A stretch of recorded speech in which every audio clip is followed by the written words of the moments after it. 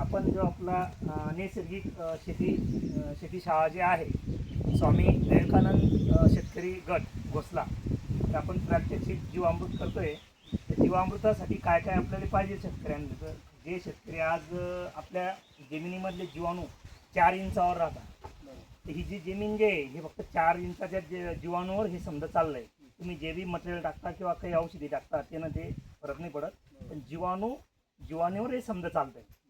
तर जीवाणूनं काय झालंय, आपण रासायनिक टाकून सनी आणि एक ट्रॅक्टरनं माझ्यामध्ये ट्रॅक्टर ते कमी झाले जीवाणू. आपण जीवाणूले खायसाठी आपण काहीच टाकत नाही. काय पाहिजे, एक तर काळी कचरा पाहिजे, नाही तर जीवामृत पाहिजे.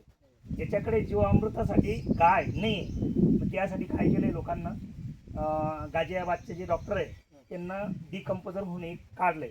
डिकम्पोजरसाठी काय पाहिजे, फक्त इरजन पाहिजे, एवढं एक डबाभर इरजन पाहिजे आणि 2 किलो गुळ पाहिजे. 200 लिटर टाकी त्याने पाणी, त्यामध्ये ते इरजन टाकलं, गुळ टाकला, त्याचे जीवाणू झाले. ते जीवामृत न करता ते ऑप्शन आहे दुसरं. तसं गुजरातमध्ये जे आहे गरीबाई, त्यांना काय केलं, हे जेवढं पंचगव्य जे ह्या पंचगव्यामधून प्रत्येकातले त्यांना जीवाणू काढले आणि त्याचं गोकृपा अमृत केलं. गोकृपा अमृतसाठी काय, 2 लिटर ताक, 2 किलो गूळ आणि 1 लिटर इरजन ते टाकलं की चालून जातं. पण ज्याच्याकडे गाय आहे त्यानं हे जीवामृतासाठी काय पाहिजे, हे 10 लिटर गोमूत्र आहे, टाका गोमूत्र 10 लिटर टाकीमध्ये.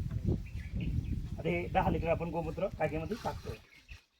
2 किलो गूळ, आता हा गूळ घेरी आहे, 2 किलो गूळ टाकता.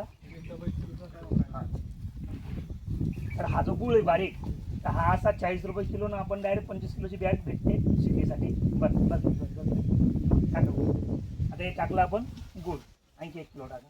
तो खडा घ्या, आणखी थोडा अर्धा टाका, द्या टाकून. बस हे झाला गूळ. तर आता जे बांधावर आपण रासायनिक टाकत नाही, ते तिथल्या बांधावर झाडाखालची माती. आता हे माती हां, तर ही माती आपण याच्यामध्ये टाकू, गायामध्ये, शेणामध्ये. हां, तर ही जी दही आहे ते डबं काढा, दही 2 लिटर टाका. तर दह्याच्या वाटचं प्रत्येकजण काय सांगतं की बेसन पीठ पाहिजे. बेसन पिठाच्या ऐवजी दह्याचे रिझल्ट चांगले. बस हे उचलून द्या. आता हे जीवामृतामध्ये आपण रोज सकाळ संध्याकाळ हलवणार आहे आणि आपण ड्रीपनं देणार आहे. तर ड्रीपनं मग काय, हे माती आणि शेण आटतील. म्हणून आपण काय केलं, हे फडकं आहे, त्या फडक्याला बांधून घ्यायचं आणि हे फडकं आणखी त्या दुसऱ्या फडक्याला बांधून घ्यायचं आणि त्या गुंतळीने टाकायचं. बरोबर आहे. काय होतं, येले चिपकले आपलं ड्रीपले अडकत नाही, बांधायला येईल. आता हे 10 किलो शेण आहे ताजं घ्यायची, ते गेले बांधा आधी बांधायला पीठ, बांधा पीठ एकदम पीठ बांधा, ते शेण निघायला नको, बांधा एकदम गाठ मारा. तर 10 किलो आता शेण आहे. शेण किती काय चालतं का?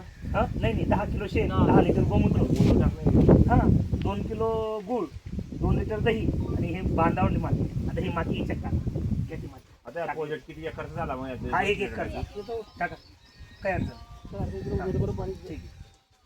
बांधा आता हे निघेल नको त्या.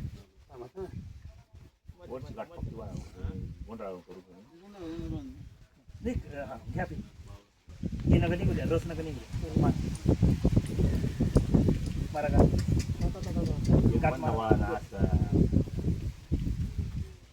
तर आता जे जीवामृत ज्या टायमाला आपण सोडतो, तर त्यासाठी ते आपल्याला त्रास होऊ नये म्हणून आपण हे कुठली त्यामध्ये राहतं. ते 7 दिवस राहिलं हे 1 एकराला आपण सोडू शकतो. ते ना जे बी शेती करत असेल त्यांना हे जीवामृत सोडलं त्याचे रिझल्ट आहे, ते सोडून.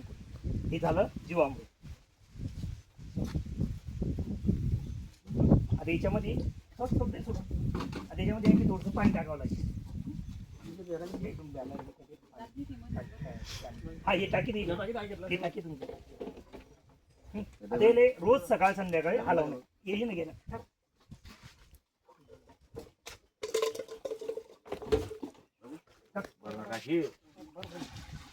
एक गुळाचं बांधून घ्या, पाणी नाही थोडं आधीच टाक द्या टाकून त्याला पोती टाकायची.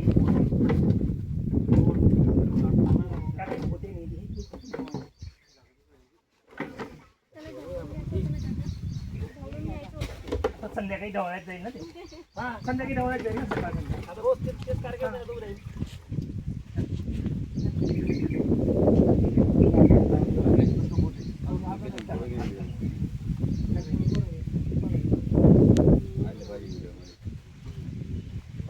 आता हे झालं जीवामृत.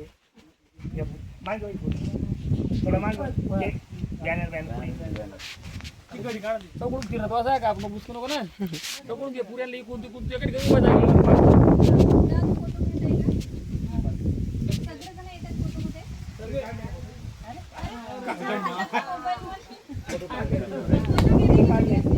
चौकडून घे आणि पुऱ्या इकडे तिकडे हे खाणं हा, बाकी सगळ्यांनी काढणार काय इकडे होती.